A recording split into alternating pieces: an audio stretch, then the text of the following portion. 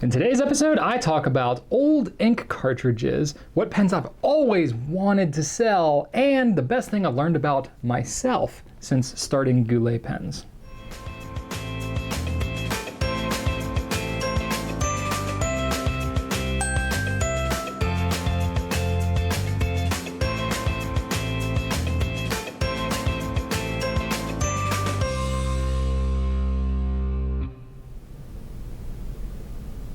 Hey there, Brian Goulet here of GouletPens.com for episode number 143 of Goulet Q&A. Had a pretty busy week this past week. October has been a little less crazy for us than September, but still been pretty busy. We did have our annual Goulet Pen Company party this past weekend. It was a lot of fun, had great attendance, and everybody, just had a really great time. It was great to get to celebrate with a bunch of really cool people that work here. So that was a lot of fun. We did some karaoke, some dancing, a photo booth. Good time was had by all, some good food and stuff like that. We actually closed down a local restaurant and they opened it up just for us. So that was pretty sweet. Nice little shindig we got to put on there. So big shout out to all my team that helped to plan that. We finally posted the knock interview that I did back in April. So me, Rachel, Jenny, we went down to Atlanta for the pen show, and we were able to interview Brad and Jeff from Knock while we were there because our headquarters isn't too far away from where the pen show was. And I jokingly told Brad that I was going to hold that video hostage until he was ready to start distributing his cases through retailers like us. And I didn't intentionally make it that way, but it kind of ended up working out where he said, hey, we're going to be ready to go at some point, and the timing just kind of worked out for us to be able to do that. So we intentionally held the video back for the last couple of months, really, so that we could, have the video go out with the announcement of Knock. So we're going to be having Knock cases. Now, they have a bunch of different cases, but they're going to be starting out with the Sinclair and the Brasstown. Those are the two. We got them up on our site. Not pictures of everything yet because we haven't actually gotten everything, though we're going to be working on that soon. I think we're supposed to get it the end of this week, and then we'll be photographing and everything and be ready to go soon. But lots of excitement there. Everybody's been anticipating Knock for quite some time, so they're finally ready to go selling through retailers, so that's pretty cool. You can still buy direct from them, of course, but it's the first time that we're going to be selling Knock after about 2 years of patiently waiting for that to be ready. But they're good people. Brad's been great working with us, and we're excited to have that. Also, we are working on photographing and getting out the TWSBI Eco in lime. So let me go ahead and zoom in and show you this a little bit. You may want to put on your sunglasses because this one is pretty loud. It is definitely lime. Right now you can get a white, a black, or a clear, and the lime is, it's definitely loud. So it's the same TWSBI, body and everything as the regular Eco. It's just the end cap and then the cap itself that are that lime color, and it is bright. It is very, very bright. So we're going to have these, probably by the time this video goes out, we'll have these available for sale, but I'm shooting this on Wednesday. We literally just got these in like 30 minutes ago, so I pulled one out of the case and have it here. Also, we are going to have the Filofax Saffiano in rose gold. Also, pretty loud, very shiny, perfect match for the Lamy Lux in rose gold. So if you really want a rose gold out, this would be the set to do it with. So Saffiano is a planer, obviously. Lots of good stuff going on here. We have a video that's more in depth about the planers if you want to learn more about that. But if you're interested in Filofax anyway, the rose gold is going to be pretty hot. It's a brand new color, just came out. So pretty pumped about that. And then we are going to have the fall set. I believe this is going to be the final set of the Pilot Iroshizuku mini ink bottle sets. So that is going to be coming out here very soon, probably next week. And then we're going to have a whole new line of Monteverde inks as well. So they're basically replacing their original line. We're going to be sunsetting those. And then there's, I think, 21 colors in all of their new ones. So the price is going up a little bit. Bottle design is changing and stuff like that, but it's new ink colors. And it's got some pretty decent ones in there. So we're in the process of swabbing all those and color adjusting them and stuff on our site. And then we'll have those available probably next week. So some pretty exciting stuff. So it's been a little slower this week, but we're gonna have some really cool stuff coming out here pretty soon. All right, I got a bunch of good questions this week. kind of light on the pen questions actually. I had a lot of really good questions this week, so I'm pretty excited to answer a bunch of these, but we're going to go ahead and give it a shot. All right, let's start out with pen and writing questions. This is from Lucy Honeychurch on Twitter. There seems to be more problems with the Konrad than the Ahab and Creeper. Can you explain why? Okay, so we're talking about the Noodler's flex pens. So the Konrad is kind of the middle size one. It was the latest of the bunch to come out. The Creeper, the skinny one, was the original to come out. It's got the smallest nib. It's a very thin pen. Then the Ahab came out after that, and the Ahab is the one that I usually promote as being the best one to start out with because it is less problematic, and it's a larger size, so it's a little easier to control, I feel, with the flex. It has a piston, but you can also remove the piston to convert it to an eyedropper, so it's a little more versatile as well. Gets the biggest ink capacity. But the Konrad is actually a nicer size for most people. It's more the middle of the road size, and it's a piston as well, just like everything else. It's got a blind cap, and then you can twist the piston to fill your pen. So the challenge is that the Konrad's got a little bit of a bad rap, a bit, because I think some of the problems have happened with the Noodler's pens have been the Konrad itself. So originally, I think the Konrad had a lot more issues because the way that Nathan had originally designed these pens was the grip section was just a big open barrel, and you had the ebonite feed and the nib itself, which you essentially just kind of friction fit and kind of crammed in here. And it would kind of fit, but you could also slide the feed way down far. There's a lot of adjustment, a lot of adjustability to it. So with great power comes great responsibility, and even as I am attempting to demonstrate right now, I'm getting my feed kind of stuck down in there. I gotta push out a little bit. There we go. So yeah, what ends up happening is people are making adjustments to them, not really understanding why the adjustments are doing what they're doing, or maybe having some legitimate issues and still adjusting all kinds of things and not really being able to fix it, and then posting online about the issues they're having, and the name Konrad gets associated to it. So I think that's because of the way that the pen was designed for the first really 2 years that it was out, it started to have a little more of a reputation. And the reason that it was designed the way that it was is because Nathan, when he originally designed it, wanted there to be more versatility in the nibs that you could swap in and out of this. So it's a number 6 size nib, which is, I guess, one of the more common nib sizes in terms of the actual, not the tip size, but the actual size of the nib itself. So there's a lot of vintage nibs and nibs from other brands that you can swap into it. And that was the idea. However, of course, whenever you're hacking and swapping things around, sometimes it can take a little adjustment, a little trial to get it working right. And when people weren't able to get that, at the first shot, they would get frustrated and kind of post bad things about it online. So it kind of got a reputation for being finicky, and I think I can understand why. But I also know that the factory that these pens were made in was different than the other two, and Nathan had some trouble at first with quality control, especially with the diameter of those barrels being consistent when he was having the Konrads made up in the beginning. He's worked through all that stuff now. They're actually all made in the same place now. But Nathan Tardif is one man, and he's having these made overseas in India, the pen bodies themselves anyway. And he's got some logistical things to work through with that, as any pen company does, right? So there's a lot that goes into making these pens, as you can imagine. But he's been working on that, and he's actually redesigned the pens these days to have a tighter fit in the nib so that it doesn't have as much room in there. The trade-off is you can't swap as many nibs in it like you used to be able to. So it's a little more hit or miss as far as being able to swap nibs, but the pens coming right out of the box are going to be more consistent than they used to be. So I think there's a bit of a reputation thing to get over with the Konrads, at least as of the end of 2016 here from kind of previously what was known. But the old Konrads have been around for several years, and they have the reputation they have, so it may take a while for that to kind of to change over, but it is what it is. It's still a very affordable pen, and I think it's worth, if you were kind of on the fence anyway, it's worth maybe trying one.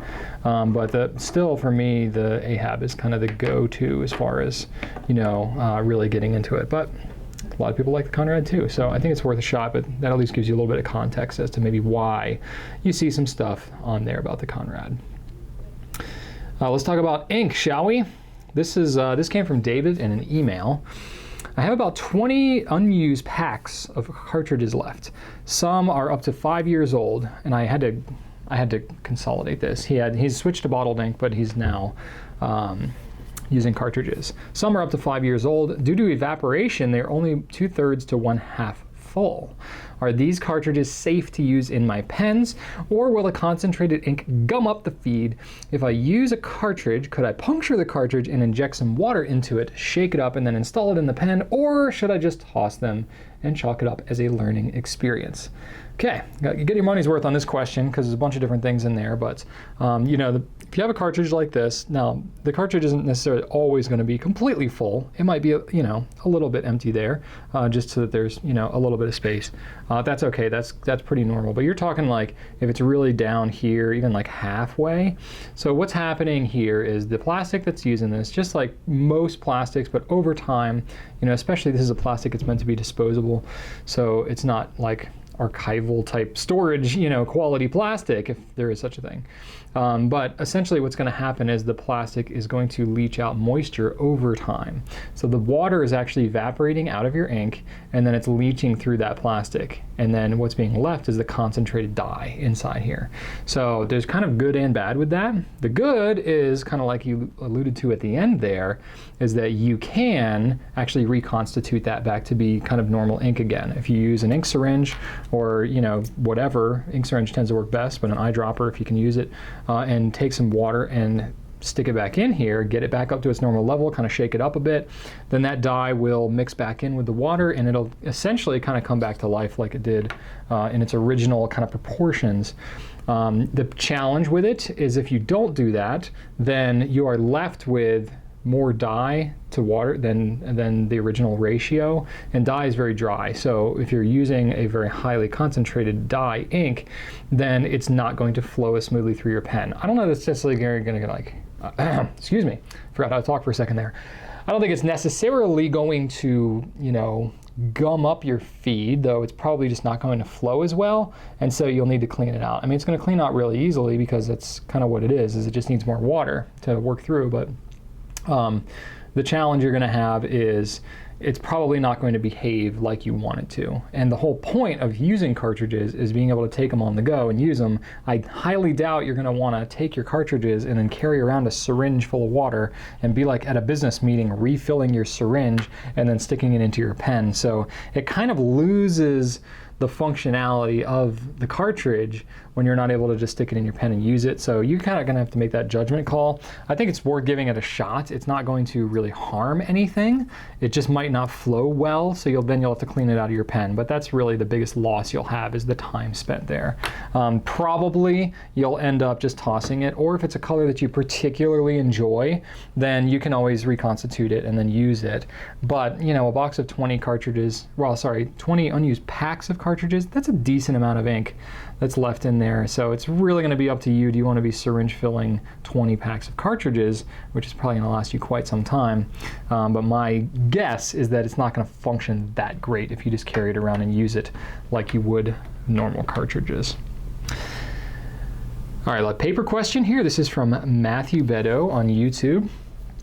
I purchased a couple of your Goulet notepads, the Tomoe River ones, which are fantastic, by the way, but I noticed there is no branding on the A5 version that I have. I wonder why this is, I wondered why this would be, as surely branding would be a good idea on these excellent pads.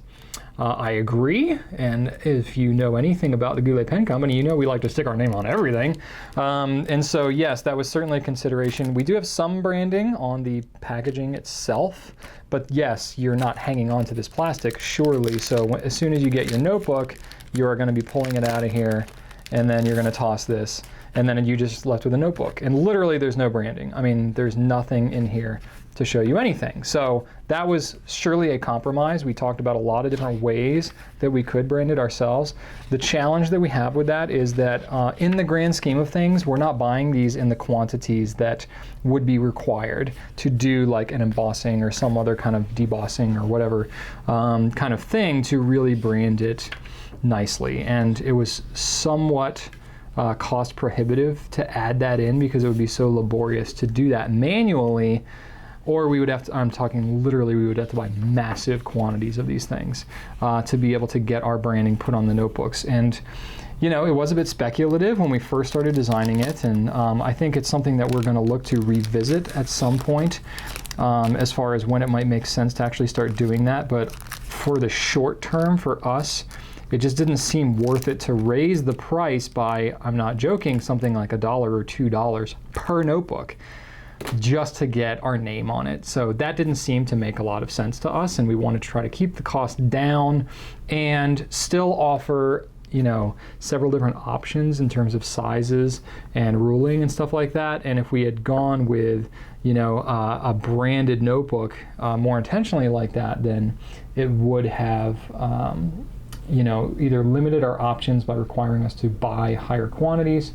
And even then, the quantity thing was tough because we pretty much weren't able to get the quantities that we would need anyway. It's just, it's interesting how the paper world works, but our manufacturer just wasn't able to make that happen. So we really didn't have a whole lot of choice there. It was kind of like either, you know, leave the branding off, or the other option would be to brand it ourselves somehow after the fact, you know, to like stamp it or do some other kind of thing inside of it. And then we're receiving these things all nice and packaged, having to pull each one out, do some kind of branding here. And of course, the time and energy required to do that would also be significant. We'd have to raise the price again. So it was a cost prohibitive kind of thing for us to do, at least at this time, until we ramp up the volume and start doing that. So it's not like a never thing, but that's the reason why. There's no magical thing there. It just would have driven the cost up too much, and we wanted to keep it more affordable for you. All right, troubleshooting. So this is from Taylor G on Facebook. I switched the nibs between a Pilot Plumix and a Metropolitan. I've had flow issue with the Metropolitan ever since, regardless of the ink. I looked at the feeds from both pens, and they seem to be identical. Is the feed just not made to handle the italic nib, or am I missing something? Okay, I can talk about that. The feeds are exactly the same on both. So I don't think it's a feed issue. So I have a Plumix right here. That's this kind of, you know, squid-looking pen right here. And it's got a stub nib on it. And then I have a Metropolitan, which comes with either fine or medium. This one happens to be a, what is this? I can't even tell. Medium. Not that it matters to you, but so I can pull the nib and feed out of both of them, and they are completely identical. I'll go ahead and zoom in so you can see what I'm talking about. Okay, so nib and the feed. There. I'll get real close in on here for you. So the nib and the feed is the same on both of these. And if I pull the nibs off, you can see the feed is nearly identical. Okay, the color of the plastic is a little bit different because of some batch variation, I'm sure. The Plumix that I have here is like 5 years old, but the Metropolitan here is maybe 1 year old. So there's gonna be some difference in the color of the plastic, but the design of it is exactly the same, so don't let that alarm you.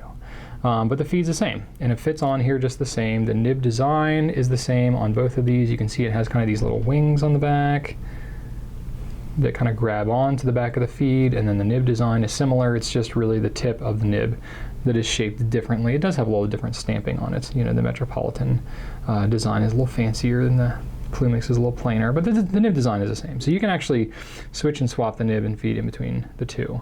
Now, if you're having some issues with it, I don't think it's going to be a feed issue. I think it's probably something else going on.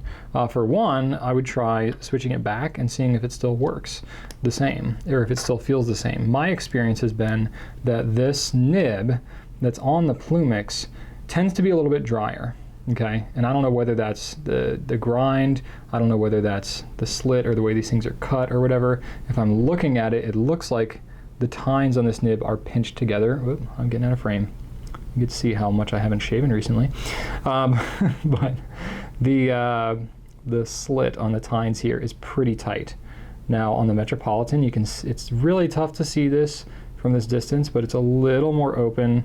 You can't really tell that very much from what I'm trying to show you here, but it's going to make it so that this writes just a little bit drier, and that's as much a factor as the feed itself. The feed delivers ink from the ink chamber to the nib, but then if the nib is pinched really tight or isn't aligned properly, or there's a lot of other things that could be going on, then it's still going to write dry. Even though the feed might properly be delivering the ink, it probably is something more with your nib. And that's what I suspect is probably going on here. So one thing that you can try is you can try switching it back. And then you can also try moving the nib and feed together. I don't know whether you kept the original feed in the pen and just switched the nibs, but it could be, you know, depending on, you know, just exactly how they're manufactured. It could be that, you know, the pen was tested or something with the feed that it had, and there's some very, very, very slight variation that's different. Part of the beauty and the curse of these pens is that there can be differences from one to another. So try, if it worked just fine before you did the switch, and then it didn't work after you did the switch, try switching it back and see what's going on. It could just be that there's a little bit of some junk that's caught in between the slit of your nib tines, and it's now not working properly. If it worked fine before you switched them, and then you switched them, not working fine now, you switch it back and it's still not working fine now, then you know there's something that happened to that nib. So I would try giving a thorough cleaning, maybe taking a brass sheet or something very, very, very thin like that. Some people use feeler gauges. Like you would to set your spark plugs, a very, very fine feeler gauge, like a .005. And you can use that, but that's why I sell brass sheets though, because that's what that's made for. You can floss your tines, so that can help. Most of the time that will fix the issue, if it's not just a straight up cleaning issue. If the nib's not feeling scratchy on the paper, I don't think it's going to be an alignment issue, but if you wanted to try to increase the flow on the nib, this is kind of a, you know, a bit of a hack, but you can take and apply pressure to the nib, almost as if you're trying to flex the pen. Just press that out and it'll flex those tines and open them up just a little bit. You want to be careful with it. You want to do it in just little short strokes and don't use a lot of pressure at first, and then just write and do some testing, see if it helps, and flex it out until it's not a problem anymore. You know, I'm okay recommending that you do that without a lot of experience on a pen like this, because worst case, it's a $10 pen and you can replace it. So it's not a huge investment there, but that is something that you can try to open up that nib. And you can do that whether it's on the Plumix or the Metropolitan. But I think that is probably what you have going on, and you can give that a shot. All right, so I got a business question here. This is from Diana J. Boyd on Twitter. Curious, from start to now, have you ever not been able to get a pen you wanted to sell? How do you choose what brands to sell? Oh my gosh, yeah, of course. I've had plenty of pens that I've wanted to sell that I haven't been able to, especially since you say from start to now. I'm interpreting your question to mean along the life of your business. Have you ever had pens that you have not been able to sell at some point? A lot of the pens that I have wanted to be able to sell in the earlier days, I'm now actually carrying, but there's definitely still some out there that I haven't yet quite gotten hold of. But yeah, for sure. So in the earliest of days, I actually didn't sell any pens for the first year of the business, so I wanted to, you know, ultimately carry anything. But ink and paper was a focus, and that was okay. I was biding my time. But for sure, I mean, we had to, because we were a scrappy startup, had no fountain pen experience prior to starting this business, had really no contacts in the fountain pen world at all, and didn't really have experience in e-commerce or retail or anything like that, other than, you know, the pen making thing that I was doing, but it wasn't a lot of experience I was drawing upon there. So it was a bit of a hard sell for Rachel and I in the earliest days of our business. You know, even just an online pen retailer, there were a couple of them out there. We weren't the first, but it still was not super common. And being that fountain pens have been sold through brick and mortar stores for, I don't know, 120 years, you know, the online retail thing has taken a little bit of time to gain traction. It's pretty reputable now for the most part, but at the time that we were starting this in 2009, it was not a super, super common thing to be done. So we had to do a lot of salesmanship on our part as far as what our vision was for how we wanted to serve customers in an online capacity for this very tangible product. And, you know, there were definitely brands like Pilot and Lamy that kind of played hard to get at first, that were kind of skeptical of an online-only fountain pen retailer, and they were very hesitant to have us do it, especially in those early days. They have since come around, obviously. We've been selling them for many years now. And then really the big one for us was Visconti. That was, we pursued them for a solid 4 years before they finally relented and and we're willing to hear us out. And you know, Visconti now is you know, a good brand for us, and it's worked out really nicely for both of us. So that has been a big one. Some other ones that are out there, Sailor is a big one that we used to carry and then lost some relationship there. Still trying to patch that up. We did speak to their, you know, one of our higher ups at the DC Pen Show, and weren't quite able to repair the relationship to the degree that we would have liked, but it's, you know, it's still kind of a no for now, but in the future we would certainly be open to it. That's probably one of the brands we get asked the most about carrying, and you know, I'm certainly not holding any grudges or anything. I would be very willing to carry the brand again, but that would require some, you know, coming to terms on both our parts. So that's a big one, Sailor for sure. Mont Blanc, we get asked a lot about Mont Blanc. That one's a little tougher because I think they still have kind of that mentality of, you know, wanting to deal mainly through brick and mortar stores. We've reached out to them and they've responded, and they were amicable, but basically said, you know, if you're online only, we don't really, it's not in our strategy to do that right now. And so I was like, okay, well, that's fine. You know, we're kind of used to hearing that, so it's fine. I'm also not like broken up about it. They've very much got a status thing that doesn't necessarily plug directly into the way that we do things. I mean, the fact that I'm like wearing a collared shirt today is like me being dressed up, right? So I get it. I get it. Another one that I was really interested in, this is a very recent example, the Schrade tactical pen, which I think I got a Q&A question about it, you know, a few weeks ago, and I had an awesome customer who actually sent me one because she wasn't using it anymore and sent it to me, and I was like, wow, that's very impressive. Very cool pen. So it's like it says, a tactical pen that is fountain pen and is made to be a defensive you know, item, as well as it's got a glass breaker on the end of it. So if you get trapped in your car and you need to break it, you know, if you drive off into water or something like that, you can break the glass. It works well for that too. And it's got a very tactical look. I made contact with Schrade. This was just last week. I made contact with Schrade and I said, oh my gosh, I love your pen. I would love to carry it. And they got really excited about us carrying it. Until I got their pricer and I realized that there was no fountain pen on it. And I said, where's your fountain pens? And then I did some Google searches, and all of the fountain pen versions that I was seeing, it was, you know, discount here and close out there. And I was like, oh no. And then I reached back out to them and I was like, do you guys still have the fountain pen? And he had to double check and was like, actually, no. We stopped making that about a year ago. And he was mistaken. So I was like, great. And everything else that Schrade makes is like hatchets and machetes and pocket knives, and like it's like very much like that type of you know, stuff. The pen thing is like one little product out of the whole line of, you know, outdoorsy type of products that they sell. So there's just nothing else there for us. They still make the tactical pen in a rollerball and ballpoint version. But we're not as much interested in that. So there is no tactical fountain pen anymore, at least from Schrade. There might be some other ones out there, but that was one that I was really excited about that did not pan out. So, you know, you run into stuff like that and you just kind of roll with it.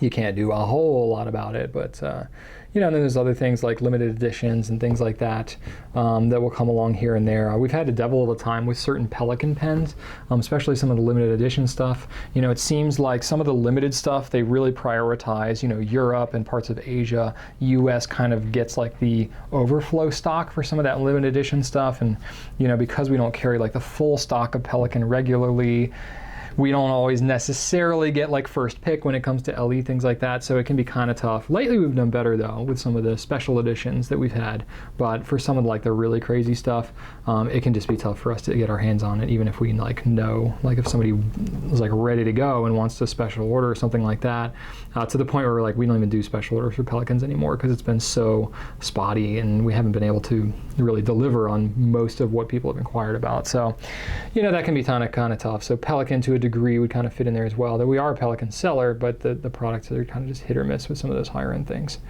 But yeah, so other than that, it's really just, you know, how do we choose what brands to sell? Pretty much the biggest driver of it is customer demand. It's what are you asking for? What do you want? Because we're here to serve you. So if you are really interested in stuff, we actually have a channel. We use Slack as an internal communication tool, and our customer care team, media team, everybody who's interacting with customers on any basis whatsoever has access to a product recommendations channel that we've built internally for our Slack channel. So we can, go in there and we can see all the different requests that are coming in, and then we have meetings on a weekly basis about like what new product should we carry, and that's always in the conversation, and we're looking into that, and Rachel and I are pretty heavy-handed involved in new product acquisition and things like that. So we'll reach out to vendors and try to hunt down like different manufacturers, distributors, things like that, because sometimes it'll be we'll get a recommendation from a Kickstarter project that's coming up. Cursive Logic was a good example. I was aware of Cursive Logic as soon as the Kickstarter happened because you all started asking us for it, but they weren't ready to sell through a direct retailer, not until about a year after the Kickstarter closed. So then we were able to pick up. So sometimes I'll get a notice of something like that, and it'll take a while for it to come to fruition. Knock is another good example, a very recent example of, yes, we know there's demand for it. We'll reach out, try and build that relationship, be ready to go, and then have it for you when we're ready to go. But it's customer demand is a huge part of it, and then part of our mission statement includes products we believe in. So we're all pen users here at Goulet, so is it something that we get excited about? Is it something that we really get behind? Is it something that gels with our culture and our values and stuff like that? Yes, okay, how does a pen really gel with your values? But it's like the company that's behind it and how they're operating and stuff like that. Is that something we can kind of get behind?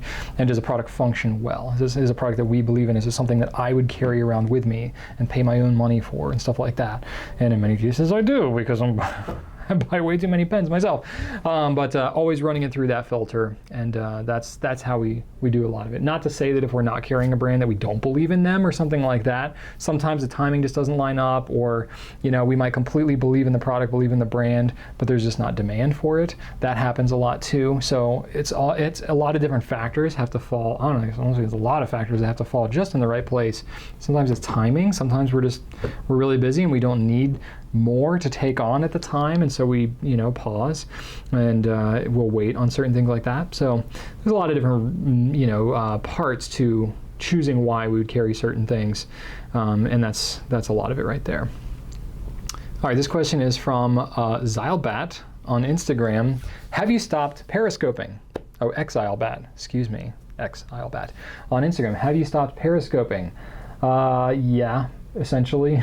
I'm not like opposed to ever doing it again, but definitely lost momentum on it. So it was kind of a twofold reason. So we did it solid for about a year, did 140 broadcasts or so, something like that, each of them being like 30, 45, 60 minutes long, because I can't clearly do anything for less than an hour. And the vast majority of those broadcasts were all me and Rachel at home on our private time doing that, which was great, and we really enjoyed that direct feedback. I really kind of miss it, honestly. But it's been very difficult to keep that up. We had the same thing happen to us when we did the original live broadcast that we called Right Time at 9. And we did that for about 100 broadcasts, and then just life got in the way, and we just couldn't handle it anymore. That one was more difficult because we tried to do it on a regular basis. Periscope was at least a little more impromptu. But what happened was Rachel got pregnant at late spring, and we started having a lot of life things. She was just exhausted all the time, and so would be sleeping, and so I'd either be just like by myself, which was only half the magic for Periscope, or I was just so tired, having to help her out and clean stuff around the house and get the kids ready and all that I just didn't have the energy to do it. So we lost some steam there. We did a couple of broadcasts there, and then we had a miscarriage this summer, so ended up losing the baby, which was sad, and I think most of you are aware of that at this point.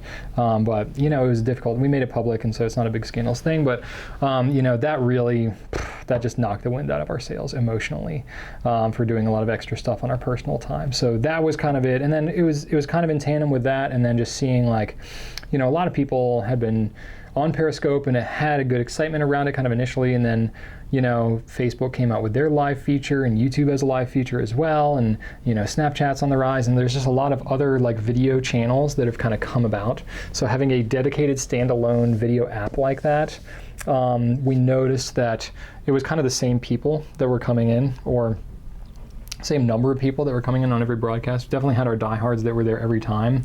But then, you know, it was probably about half of them, and then the other half was probably, you know, just people that were churning in and out and stuff like that. And, you know, it was fine and everything, but it wasn't building anymore. We very much plateaued on Periscope, and that was fine, but it was to the degree where I was noticing that a lot of people were downloading the app and subscribing and stuff like that, but then you mute the notifications, and then people just never even join onto the broadcast. So we had this large following, but not that many people were signing in and actually doing the broadcast. So, you know, there's a bit of a self-fulfilling prophecy there. We didn't have as many people signing in, so we didn't want to do it as much, and then of course nobody would pay attention because we would never do it, and that's how it goes. And it was interesting because, like, you know, when I went to the pen shows last year, everybody was about Periscope, and you would, you know, I literally, like, I went to the DC show in 2015, and I would Periscope, and I'd hear like the whistles, you know, the Periscope app whistles whenever you have a broadcast that you subscribe to, and there would be like whistles all around the room because everybody was following each other. This past year, not a single person even talked about Periscope. You know, so it's just an interesting observation, just kind of the pen industry and just everybody, where everybody's kind of moved to. And now there's like Instagram stories, and there's a lot of other things that kind of serve in other ways and stuff like that. But I am still kind of interested in the whole live video aspect of things. I admittedly haven't spent a lot of time on YouTube Live or Facebook Live. It's definitely something that I would be open to considering, but I have not worked that into my life schedule at this point, because things have been a little crazy for me since early this summer.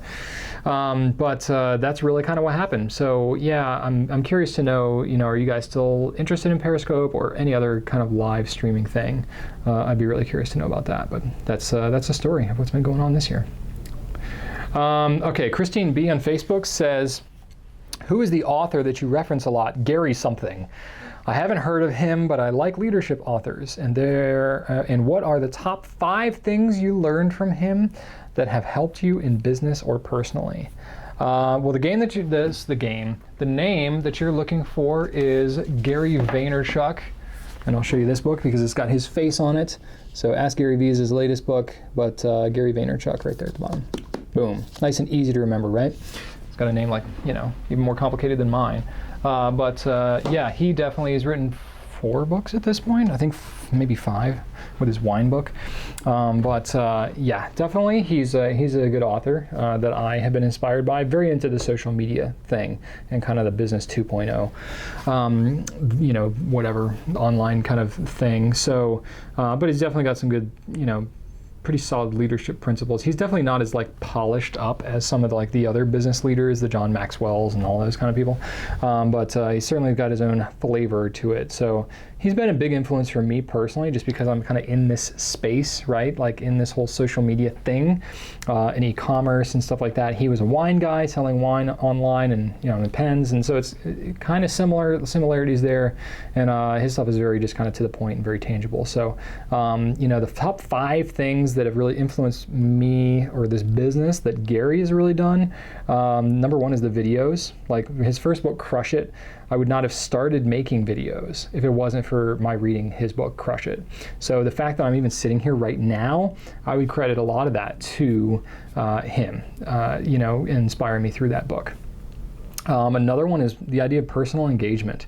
You know, I've been inspired by his example that he has set and continues to set with being a CEO, business owner, founder, all these things and his company is much larger than this. I think he's got 700 people or maybe more in his company right now. But he starts his company, but he still responds to people personally on social media and follows up with all kinds of people. And the level of personal engagement that he has is kind of ridiculous and almost unrealistic for most people. But, you know, just making the time to have that personal engagement really makes a difference. And so I learned that from him. Putting in the work, just the hustle, just honestly, just working hard and not making excuses and really having just personal accountability for what it is you do, especially if you start your own business. It's so easy to just get tired and kind of burned out because there's so much to do. But, you know, his whole thing is like, no one says it's going to be easy. Like, if you have the audacity to start your own company and want to be able to call your own shots, you have to put in the work. Like, that's how it works, and I totally resonate with that. Another one is gratitude. So he talks a lot about gratitude. That's where he really is driven from, is gratitude. He's an immigrant into the U.S., and so he's incredibly grateful to even be here at all, to have the opportunity to run his business. I resonate with that too. I'm not an immigrant. I grew up in this country, but my grandfather is an immigrant. And obviously if my lineage had not been such that it allowed me to be here, I would still be a potato farmer up in Quebec, if my family had stayed up there. So I'm very gratuitous, oh gosh, what is the proper form of that word? I don't know. Grateful, that's what it is. I'm very grateful to be where I am. Express gratitude is one of our core values in this company. That's why we, have spent as much time, honestly, doing as much as we do here. And that's why I still sit down and do these videos. I'm still so grateful to be in the position that I'm in here and see this company thriving. Gratitude is a huge driver. And then the last one is care. It's funny because he actually, I should have flipped through this book. Care is one of our core values as well, and it really stuck out to me in this book. Let me see if I can find it, but really care is just such a huge part of, boom, there it is, care. So as he's talking in one of his chapters here, okay, yeah. So in his book, it says, the best marketing strategy ever, chapter 9. And you flip the page, and it says care, period.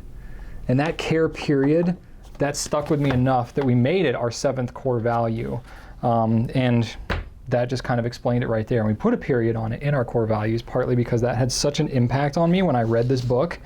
And then, that it's kind of like the defining statement of just everything. And it's also why I put it as the 5th point in my list of 5 here in the Q&A, is because if you do nothing else, care.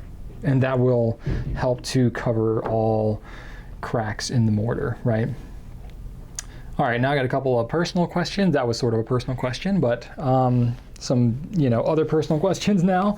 This is from Rob B on Facebook. What's the best thing you've learned about yourself since starting your wonderful company? Well, thank you for the compliment, Rob. I'm glad that you think this is a wonderful company.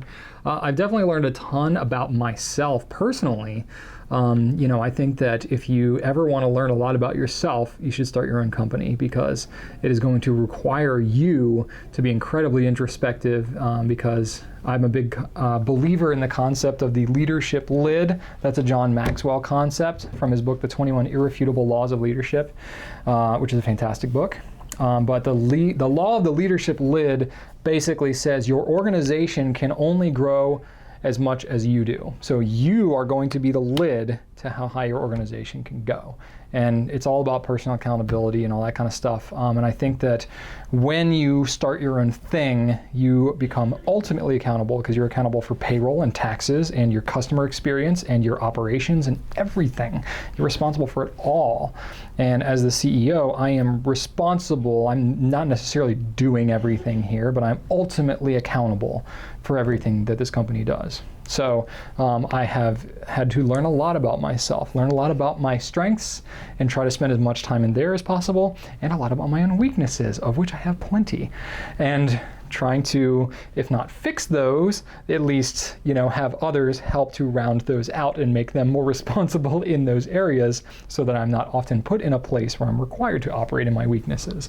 And that is its own art form, right? So I've taken all kinds of tests and things like that to try to learn myself better, for my team to be able to interact better. I've taken things like the DISC profile is a big one. Strengths Finder is another really good kind of profile thing. Languages of appreciation has been good, which if you ever heard the 5 love languages, it's the same guy that made that. He had made languages of appreciation for the workplace. So very similar kind of concept, but that's helped. I've done Myers-Briggs. I've done some other kind of things like that too. And a lot of it's shown me what I already know about myself, but it kind of validates that and gives me a way to kind of speak about it in a way that's more easily understood by others who are not wired the same way as me. Because one thing that I've learned about myself is that I'm really not wired the same way as a lot of other people. You know, and the whole concept behind this is that everybody has their strengths, right? So that's one thing that I've really been able to learn a lot, is that, you know, we are all wired differently, and that's okay, as long as we understand how we all fit together. And working as a team is really an important concept. And definitely there's some things that are, you know, more bigger challenges for some of us than others, but you can work through those. So I think the best thing that I've learned about myself personally, to really kind of wrap up and put a bow on this question, the best thing I've been able to learn about myself from starting this company has been that, obviously just learning about myself in general, but learning that, you know, with a great degree of discipline and focus, and, you know, getting help from others, that I can continue to grow and change to be the leader that I need to be. You know, I think part of what trips a lot of people up when they start their own thing is they're really good at doing something, and so they start a business doing it, but then they have a hard time adapting and changing as things in their business change. I think that's why a lot of businesses fail in the beginning. Part of it's because maybe their business concept isn't solid, but a lot of it, especially once you start hiring people and you have other people to manage and lead and motivate and inspire and create vision for and stuff like that, so much of that I was kind of naive to when I first started this thing. It was kind of my own vision and just my vision for me and Rachel and our little family, but then like bringing other people into the fold, and now we have others here who are building careers here and starting families and buying houses and all kinds of stuff.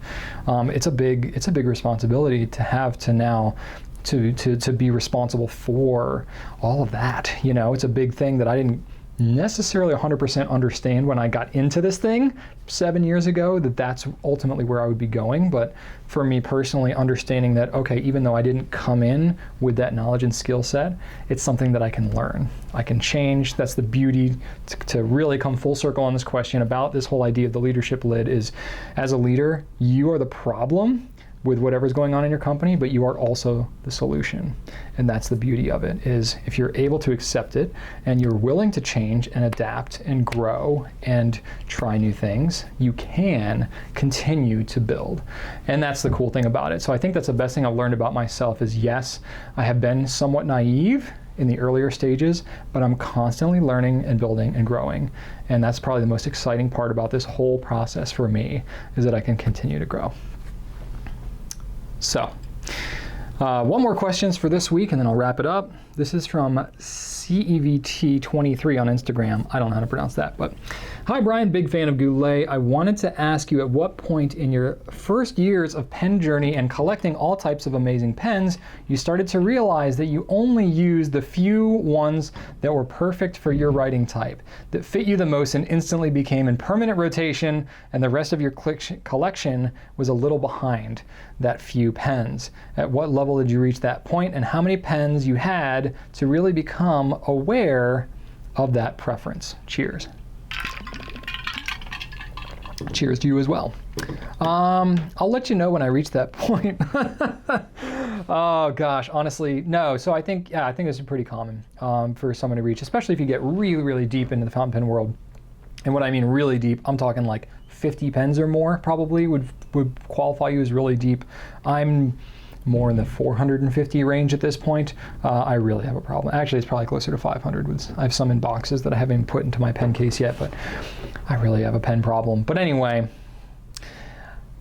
for those who are pretty deep into it, which I would consider probably 50 pens or more, then you're just not going to rotate through everything, you know. And definitely, I think there's people that have fewer pens than that who are super deep into it, but you know, you can cycle through them. So I personally am in a bit of an acquirer, or a hoarder, if you want to call it that way, in a less friendly term.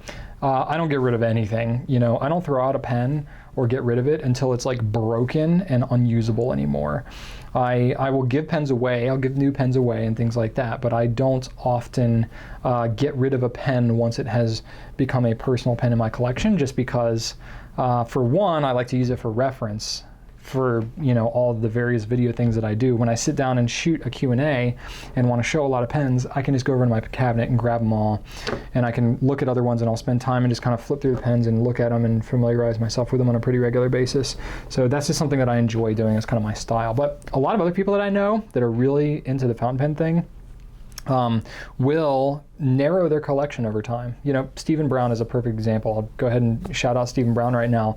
Big fan, does a lot of great stuff with his videos on YouTube and whatnot, but he has been paring down his collection to the point where he's cutting out even a lot of his past like favorite pens.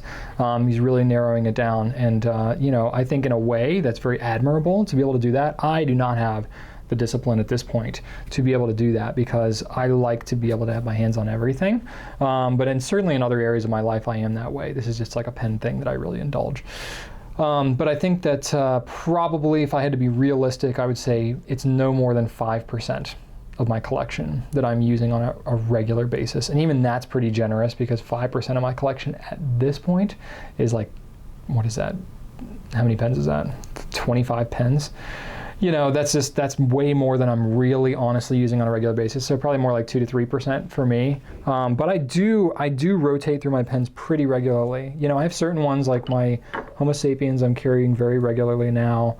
You know, I have a Nemesine over here that I've been using for the last several months, but you know, I'll clean this one out and probably put it away for a little bit. Because I'm in the pen business, you know, and I'm a blogger and all this kind of stuff, I make sure to intentionally churn through my pens pretty regularly. You know, I'm testing out the new Parker one right now. Rachel's gonna kill me for showing you this right now, but you know, the new Parker Urban, we bought a couple of them just to try them out. And so I inked it up and I'm trying it out right now. You know, I'll carry this around for a little bit. Is it gonna be one of my go-to standbys? Probably not, because that's a pretty exclusive group at this point. But it might be, who knows? Until I ink it up and use it, I might fall in love with it and it would stick with me for a while. But you know, a lot of times I'm keeping mine for reference. And so that's a little bit different than most others. I think most other folks really probably 5, maybe 10 pens would make it into your regularly used rotation. You just can't use that many pens every day unless you're writing a ton, like unless you're writing novels by hand and stuff like that and you just like to change them out a lot.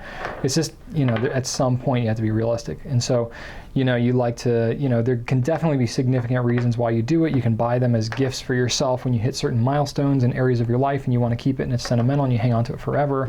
Or you just love the pen, you love, you know, everything Lamy, and so you get every single color and you keep them, and I've got a Lamy drawer over here. You know, and so it's things like that. So I'm not saying you need to justify anything one way or the other, but for me, I would say to really get back to your question here, you know, when did I reach that point? It was probably a couple of years, honestly, maybe about 3 years in before I reached that point. Because at first, I was really ink and paper heavy. So I had a couple of pens, but I really didn't care that much about the pens. They were just a vehicle for me to get, to get ink on the page.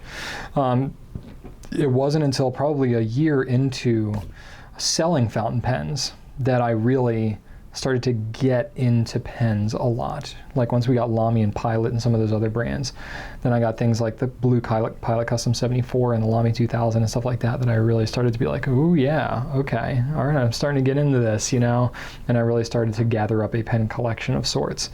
And then, you know, of course it's been all down the rabbit hole from there, but yeah, it was probably about a solid 3 years before I really had kind of a stockpile of good pens that I knew were kind of my standbys that always have some kind of ink in them. And honestly, even then, just to be completely honest, I've had periods with the Custom 74 that I haven't used it for 6 months at a time, you know, and that's okay. It's not anything that I really get too busted up about.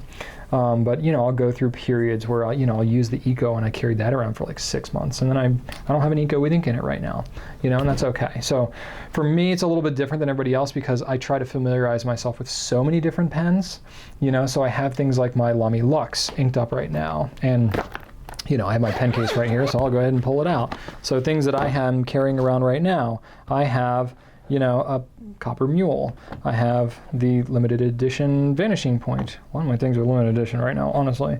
I have London Fog. I have Black Matte Unica.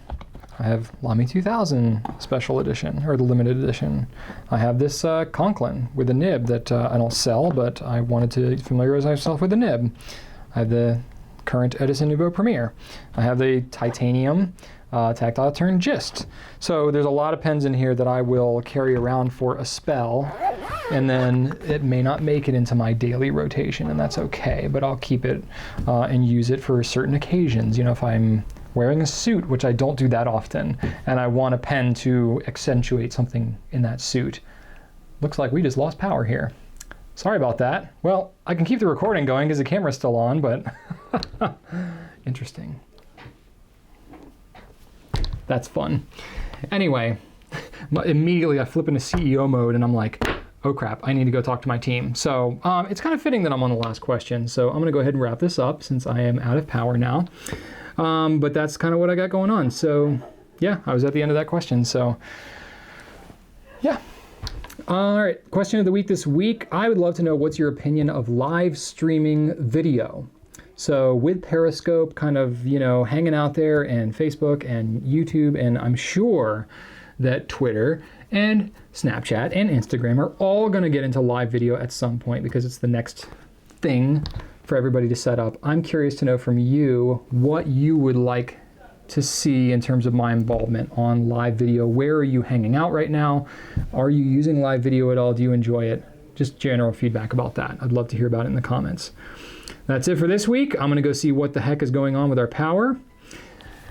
And I'm really distracted by that now, so I'm going to go figure out what's going on. There's Rachel out there talking to our landlord. So, all right, I'm going to go figure out if it's the whole building or if it's just us or what. But anyway, thanks so much for watching. I appreciate it. You can check out these pens and lots of others on GouletPens.com.